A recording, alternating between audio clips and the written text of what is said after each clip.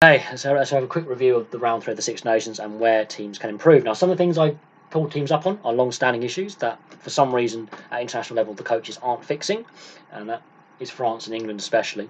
Others, it's easier issues that a bit of training and a bit of hard work on the training field and on paper can fix. Italy goal kicking today was a problem. It has been getting better every year, but today Tommy Allen imploded. Those missed kicks could have won the game, and when I say could have, they should have won the game. Ireland missed one kick as well from Sexton, but even with all the missed kicks put together, Italy would have won. So Italy were actually the better team on performance, but on the scoreline, Ireland battled away to a scrappy win because Italy missed kicks. You can disagree with that as much as you want, but add up the missed kicks and you'll work out Italy could have won that game. That comes down to set play decision making. If you know your kicker's struggling, just whack it in the corner, whack it to the touchline, use the base of the forward pack, which we know the Italians have got a strong forward pack and always have and always will do. They pride themselves on their forward game. And if you do get penalties or tries, they'll be nearer the post, easier kick.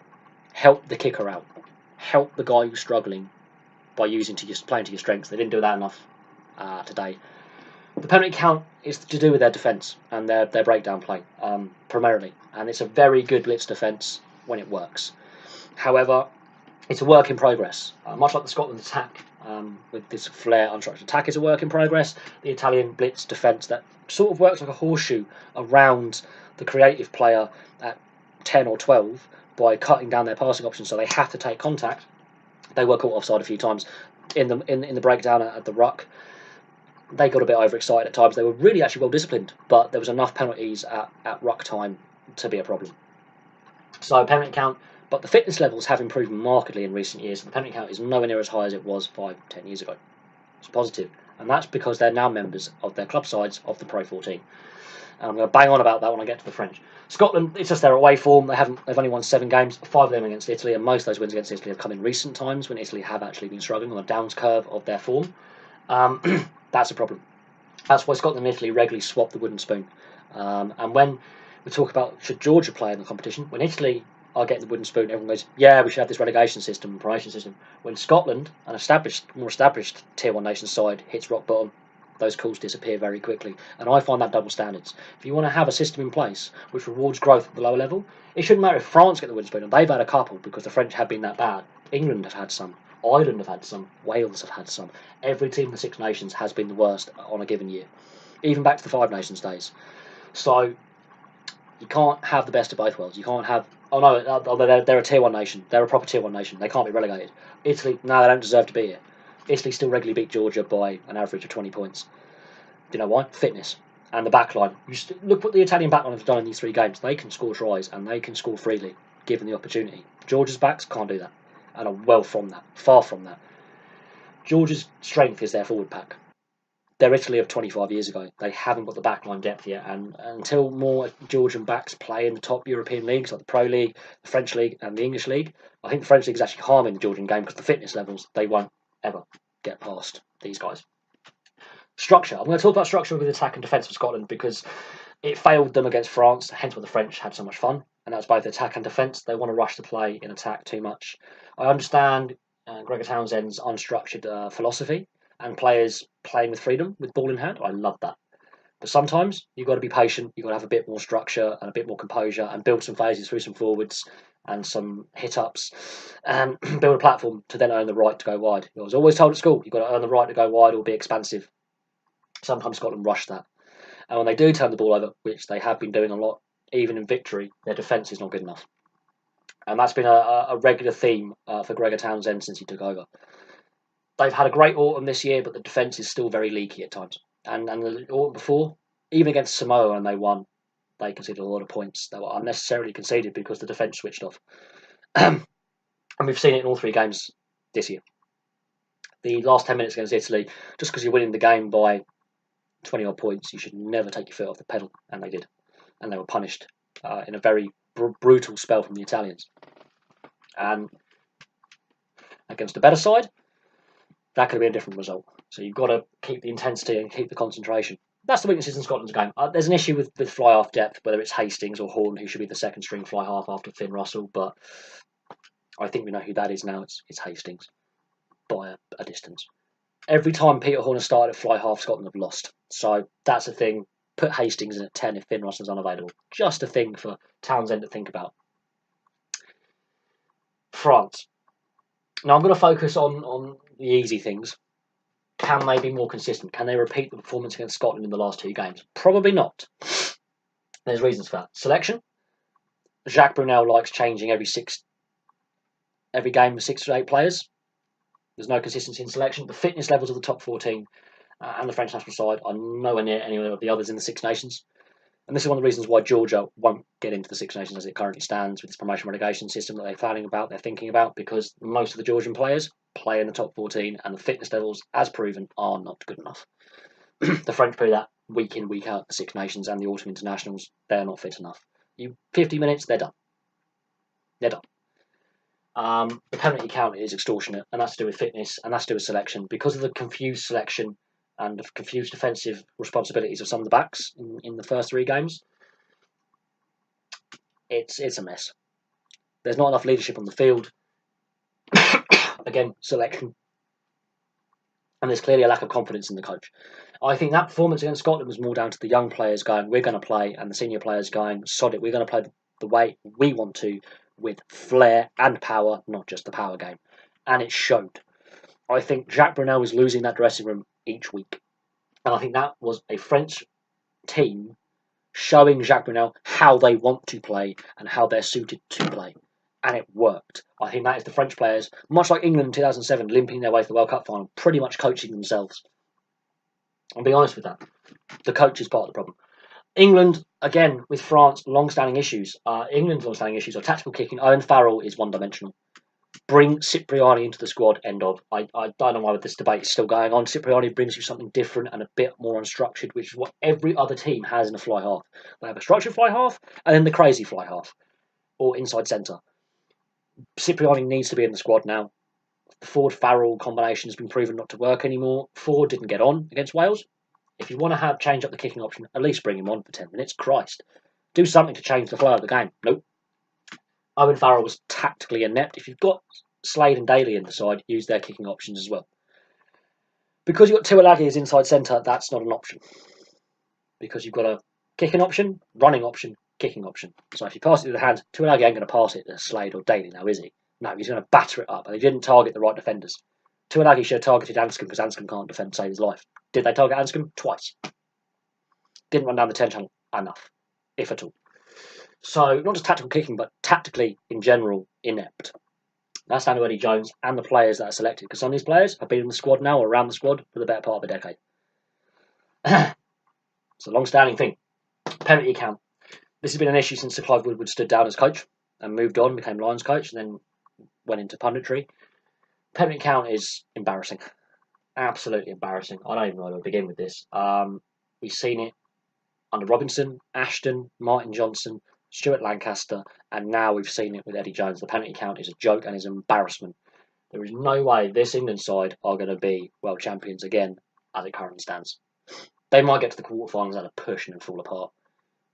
But then again, they were hosts, 4 years ago, couldn't even get out of the group because of tactical kicking and general intelligence, which they sometimes lack.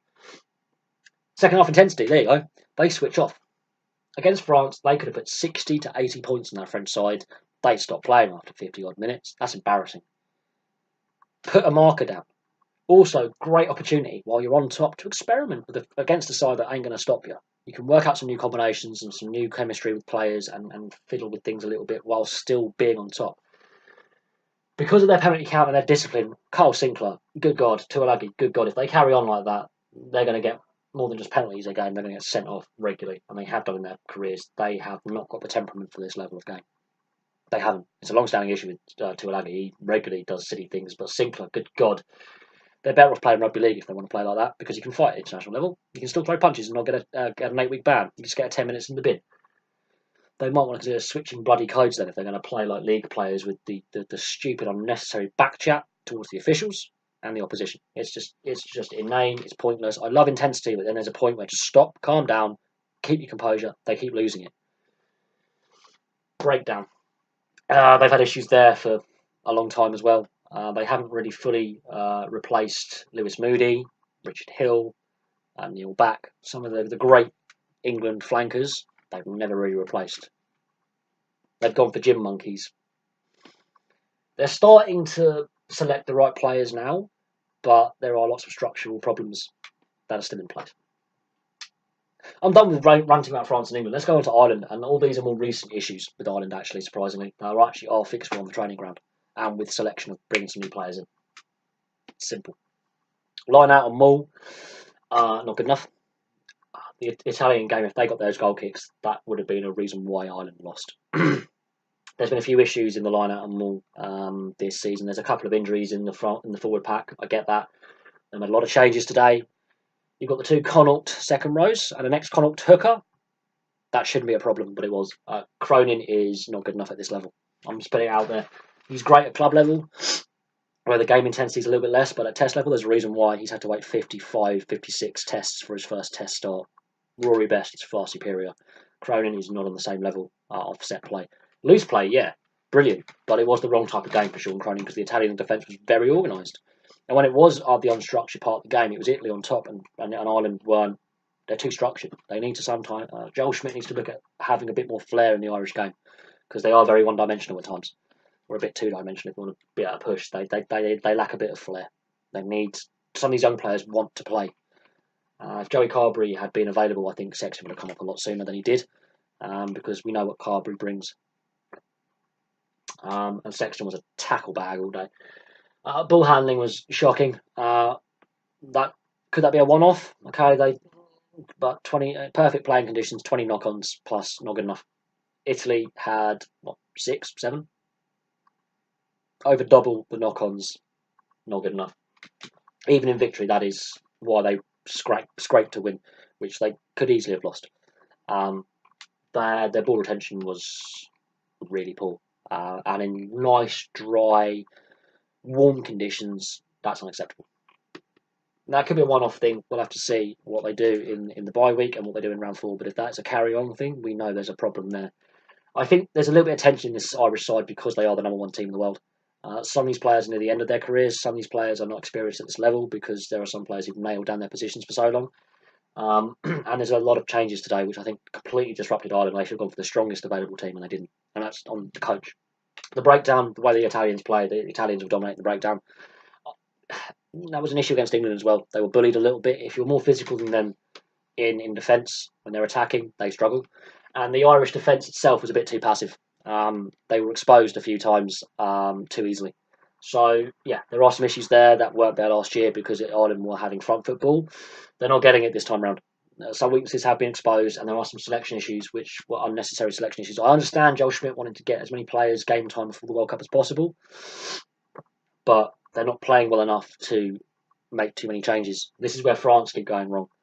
It's too many selection changes, and I think Ireland need to keep a stable lineup going forward of the best available starting 15 and the best available bench. And I think today there were some risks taken that nearly backfired. They won the game, but not well. And I don't think Schmidt will be happy with that, or Andy Farrell as assistant. They won't be happy at all. Wales. Similar issues at line out and maul. Very similar problems. They need to solve them for a long-term solution going into the World Cup. I think they can get away with it in the Six Nations because I think every team has had line-out and maul problems at some point of set play. However, it is a big issue when they've actually got the worst line-out percentage. And I'm not joking. They had the worst line-out percentage of the Six Nations, even though they're top of the tournament and the table. If they are to play like that in the last 2 games, they could have some issues with the line-out and the maul because that's ball you don't want to keep turning over because it does get really tiring to keep having to defend when you're actually waiting for an attacking platform. Also, that comes to the first half intensity. A lot of their line-out problems actually happen in the first half. And what I've noticed is, and this has probably nothing to do with the forward pack at all, it's the fly half, Anscombe. When they start with Anscombe, the combined total of points against is 26-3. When Bigger plays, it's the other way around. It's completely the opposite. When Dan Bigger's playing, the points tally, it's on its head.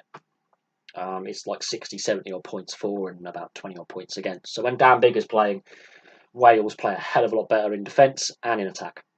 So the first half intensity, but also selection at 10. I think Reece Patchell and even Reece Priestland need to be brought back into the squad at some point Priestland, we know he plays outside of Wales, but there's issues with the centralised contracts and the amount of money the Welsh Rugby Union actually has.